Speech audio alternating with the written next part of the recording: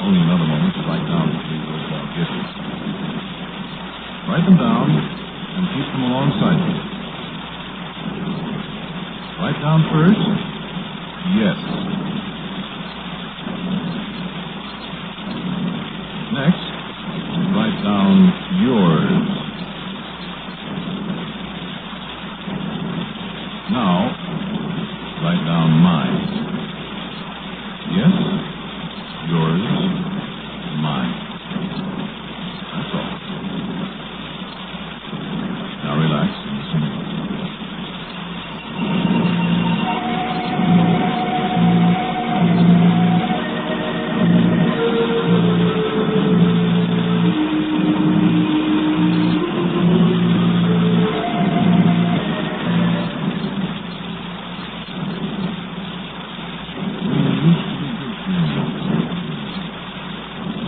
Been around a lot.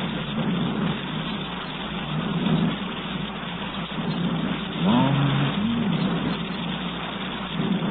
But we haven't seen much of each other the last few years. Much of I came back here to town and called you up and said, hey, remember me?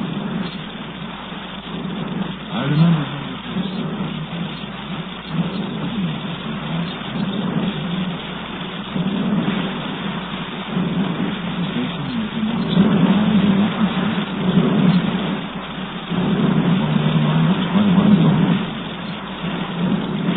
I didn't think of it at the time, I remember now. Not that I blame you, it's because of good New York manners. You served and hallowed the old days calls. Till you're sure the old pal isn't going to put the arm on you to find a place to stay and maybe lend him a dinner, so... No, I don't think. You were a little more cordial after I'd answered that question. Asked casually, what are you doing nowadays? Well, I said I was doing all right, and couldn't I buy you dinner?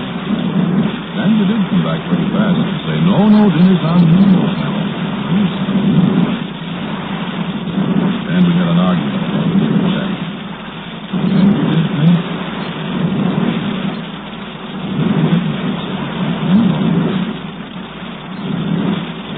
We had a lot of laughs at that dinner, talking about the time trick presents we used to give to each other.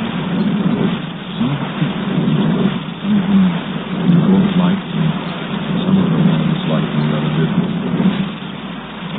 And the top hat you gave me for my birthday. Great laugh because I wouldn't be talking now if it looked like that on it. So I gave you the silver-mounted stag-handled hunting knife because you were strictly the nightclub type and wouldn't be caught in the woods if you were starving for passenger. And I made you give me a pinnacle as a gift to me. I still have the pinnacle. It's a lot of my money.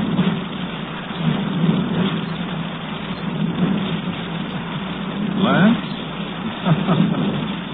A million of them.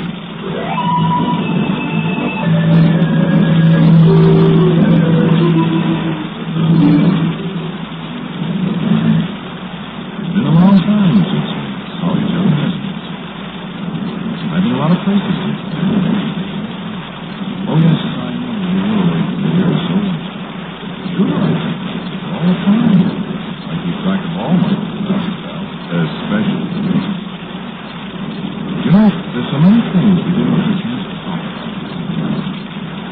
You know what I mean? So many. Say, you comfortable in that chair? Please, I get nervous. I meant to ask you, you haven't been getting any jams or anything like that? I sure hope not. This was doggone impulsive. I remember how many jams I got you out of in the old days. No, I'm not bragging, pal. I don't mean great. That was in the old days. The days when we used to be on the town together.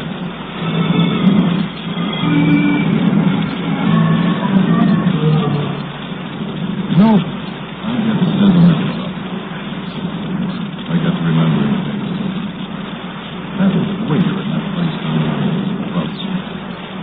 He said, don't picking on my pal just because you're bigger than he is. Oh, you were always doing something like that. I ran into him just before the war out in Toledo. I recognized him right away by that short right leg where you broke. Well, he didn't remember me, of course, but I've changed a lot. Even you said that. Well, I've places where it said, seen a lot of things, done a lot of things. There's changes. Even you look different when I saw you.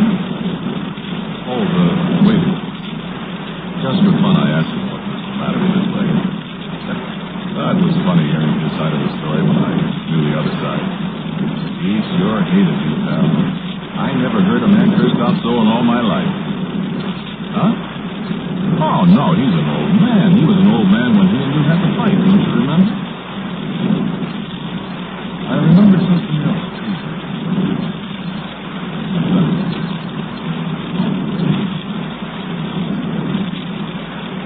I remembered all of a sudden.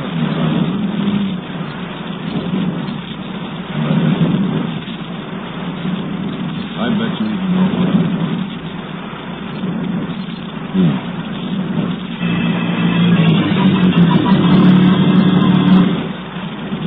What was her name? It's in the name, but better not to mention it. We were sitting on the steps.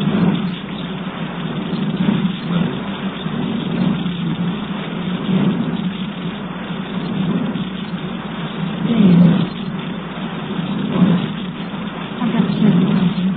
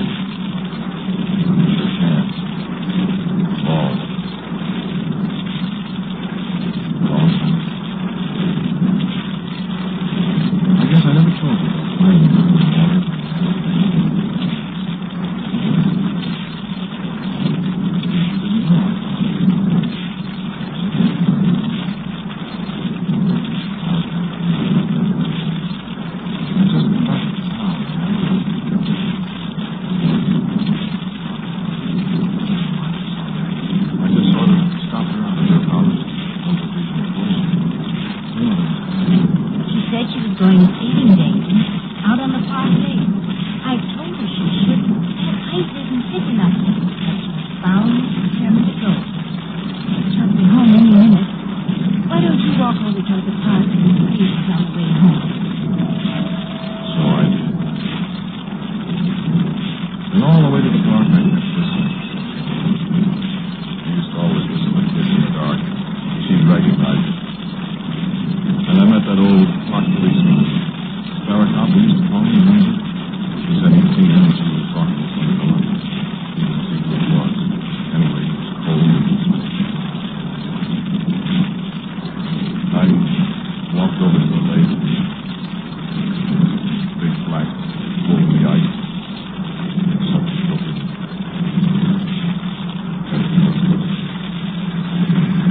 So I yelled for the cop and he came running so fast. I slid out on the ice in my belly and dragged her out. I thought that was her little green beret that was floating in the cold water after I pulled her out. But it wasn't. Then the cop and I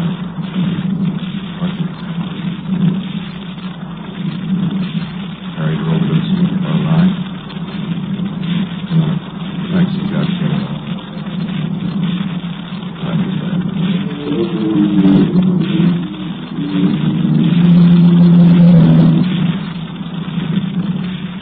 So she's gone.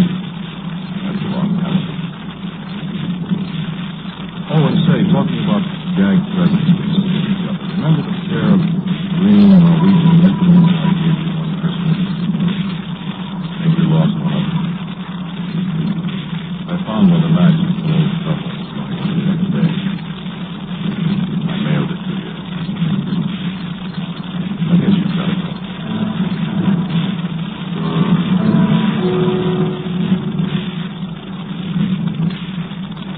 I went out to the cemetery to look at the grave. You ever go out there? Oh, I guess you wouldn't be being married before the guy around town and all that. There's not much room for sentiment like that in the world of this kind of out of it all. No, not anymore. It used to be, I don't know, what's one thing there's war, balance, misery, stuff like that. I went through that war and saw a lot of people get killed. A lot of good friends of mine. But I never forgot her. I thought about her Christmas.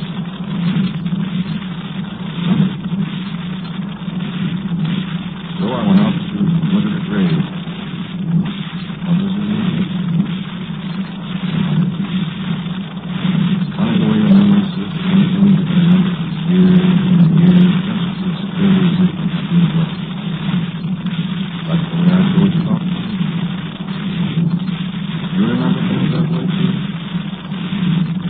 You're remembering everything now. Well, what are you fidgeting for, then? Sit still. You make me nervous. I make you. Like the way I told you about finding you. You remember things that way, too? You're remembering anything now. But what are you fidgeting for, then? Sit still. You make me nervous. I make you nervous. I didn't mean to, pal. You know what?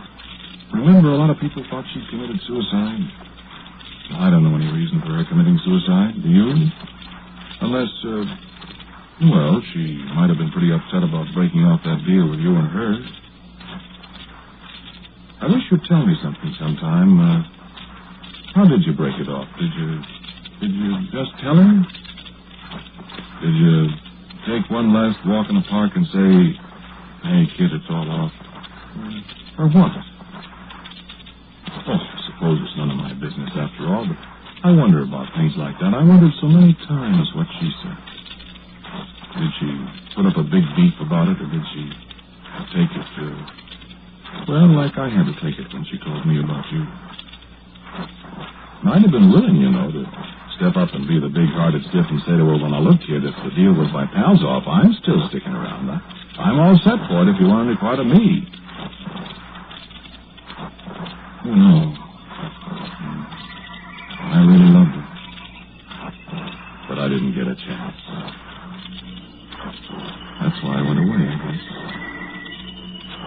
I suppose that's why I came back, too. You got that green mitten I sent you? No, I didn't put my name on the package. I figured you'd know who sent it. You got the pair now, if you kept the other one. But the one I sent you was all shrunk up. You couldn't wear it, I know. Water. That's what it is. Wool shrinks in water unless you take care of it. And I guess nobody took care of this one. It's probably been lying around in hotel dresser drawers and old suitcases for years. Anyway, you know where it's been.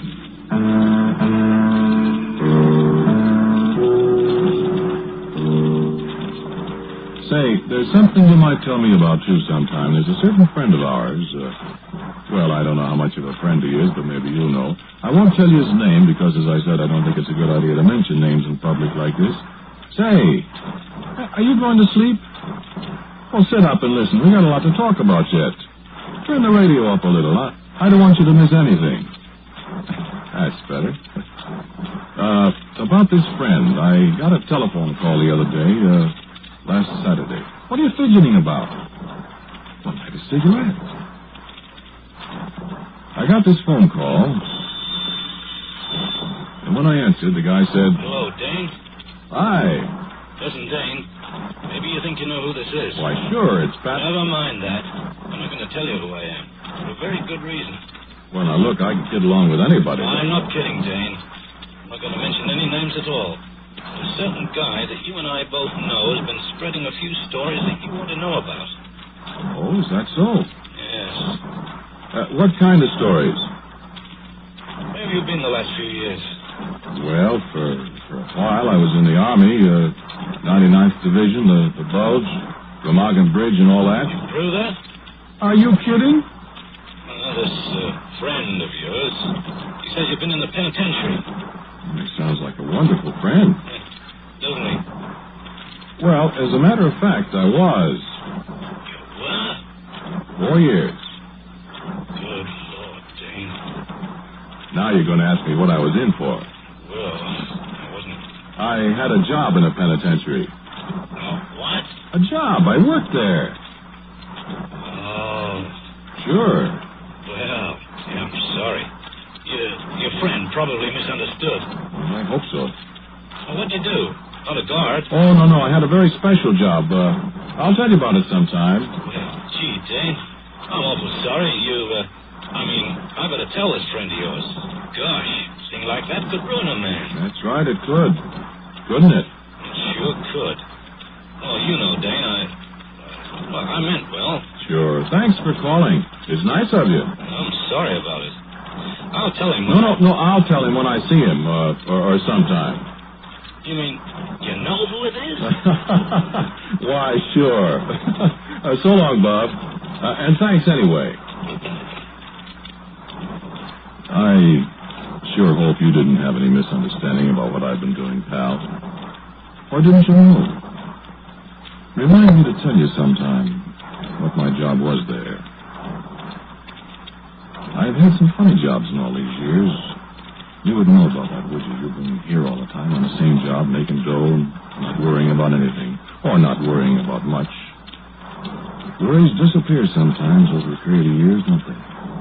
And then they have a habit of popping up again, and sometimes they're worse than they were before you thought you'd forgotten them. Now, I hope you don't have anything like that, pal. Well, from the look on your face, I thought for a minute you might have. Well, don't worry, pal. Everything always comes out the way it ought to come out in the long run. And the fellow always gets what's coming to him. Never fails. Never fails. You know, one of the things about a guy in my setup is I got very little to worry about. Nothing can happen to me. Well, everything's happened. Now, take a fellow like you, pal. You're fairly well off. You got a lot of friends, and you're doing all right. But what if you got one of those kicks in the teeth, like a few I've had? What happens to you then? Tough thing to think about. Worry. Lie awake nights about. Me, I don't have to worry. I'm as free as the air. I've got everything I want. Or almost everything I want. Pretty soon I'll have everything, and that's that. We're neither one of us young anymore, are we? Oh, we're not old men, sure, but we aren't the fast kids we were once when we were pals together. Before she died and we kind of broke up and went our ways. Say, what time is it? Let's see your watch. Oh, time sure flies, doesn't it? I've only got a few more minutes with you, pal. Just a few more minutes. Here I stand gassing, and you're sitting there clutching that piece of paper. Look, be a pal and hang on to it for a little while yet. Just 6 or 7 minutes, as a matter of fact, and then I'll stop and you take it from there. I wanted to tell you about last Saturday, though, first. I had a couple of fellows from my old outfit to see. Well, you know us veterans. And I sat around with one of them all afternoon, knocking over bottles of beer and hashing over the bulge and some of the things they put me up to after the war. I don't usually take more than 2 beers in an afternoon, but, well, you know how it is. Or do you? No, I guess you don't. You weren't in the service, were you? I remember now. Oh, well, we can't all be heroes, I always say. The reason we sat around so long was this pal of mine out of the 99th spilled something about a special job I had to do after the war up in Germany. I wasn't very anxious to have everybody in the world know about it, so I kidded about it a lot with this feather merchant we were talking to, and, well, pretty soon it was 7 o'clock, and the civilian was still asking questions with his eyes bulging out. So I had one more beer, and I went back to the hotel. And you know what? Somebody had been in my room. I tried to figure out how anybody could have got in there without the hotel people putting up a big squawk, and they say they didn't know anything about it. And then, all of a sudden, I remembered. I remembered that night I was at your house, and we ate the chicken a la king and kidded about the knife and stuff. I went back to the hotel, and I'd lost my key. Might have been in a taxi cab or someplace, I don't know where. It was a good thing the hotel people had another key for my room, even if the night clerk did beef about people losing keys. Can't get metal to make them or some long line of stuff like that, so I said, okay, bud, I'll pay you for it. I went upstairs and hit the sack. So you know what I think? Somebody either found the key or sneaked it out of my pocket someplace and decided to see what I had lying around that was worth dromming. He'd done a pretty good job of going through my bags and my dresser drawers. And the only thing that was missing was a little book of mine. A notebook, kind of a diary. Hey, where you going? Come on, sit down. No, I'll only be a few more minutes. Come on, sit down. Now, that's it. I got to pay off to all this. Oh, this is really something. Well, you comfortable now? The book wouldn't be much use to anybody but me, except for 1 or 2 especially hot parts. I hated to lose them. I was pretty griped, and I yelled for the house ticket at the hotel that he was out having a plate of pig's knuckles or a salad bowl or something, and he wouldn't be in till 10. Anyway, he wouldn't have been much good. He even looked like a house dick. So I sat down to think. Then I got up and looked for fingerprints. Penitentiary training, you know. I was in charge of the print file the first year I was there. Oh, I can lift a print with an ex-homicide bureau man. Yeah, sure, I found some. You dropped your cigarette. I stuck them in an envelope and nailed them to the tops. The mail chute was just outside my door. Everything was ducky, except for one thing. Wait till I light a cigarette. You still got that paper? Okay, I won't be long now. Now, the last thing I remember was hearing the door of the clothes closet squeak open. I started to get up, and that's when I got the knife through my back. Dead? Why, sure I'm dead. You wonder how I'm talking to you on the radio, don't you? Well, pal, you can do so many things on the radio if you're smart. Now, listen, you got that piece of paper? Good, listen now. I'm going to ask you 3 simple little questions. And when I ask you the questions in order, you answer me by reading the answers in turn off your piece of paper, okay? Okay, here we go. The first one. Is that blood on your hands? The second. Whose blood is it? And the third. Whose knife was that was left sticking in my back? Okay, pal. Your prints are done at the bureau. I'm in the morgue. The cops have got the knife. And I think somebody heard what you just said.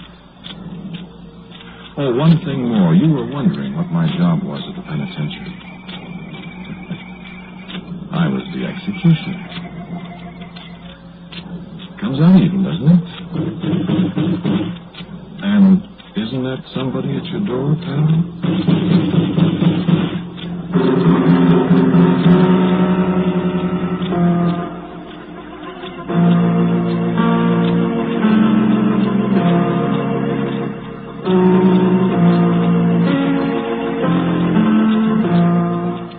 You have been listening to Quiet Please, which is written and directed by Willis Cooper. The man who spoke to you was Ernest Chappell. And Pat O'Malley was the man on the telephone. The girl was Vicky Vola. And Mother was Charmaine Allen. Music, as usual, for Quiet Please is composed and played by Gene Carrazzo. And now for a word about next week's Quiet Please, here is our writer-director, Willis Cooper. Next week's story is called The Big Box. It's a story of what happened one night to a truck driver on a coast-to-coast haul that he didn't want to make.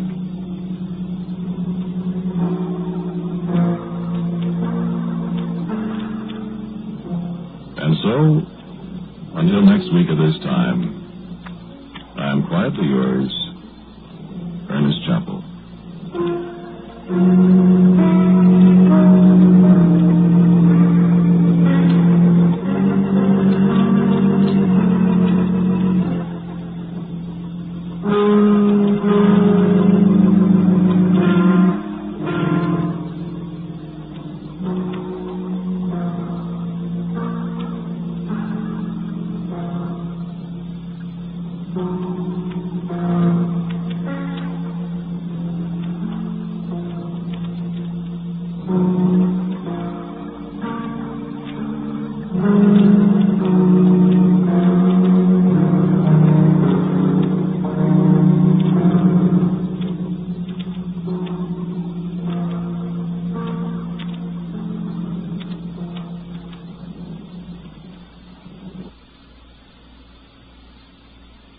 Spooky Ventures is the home for spooky content and spooky merchandise on the web. Check it out today at spookyventures.com. And remember, always keep it spooky.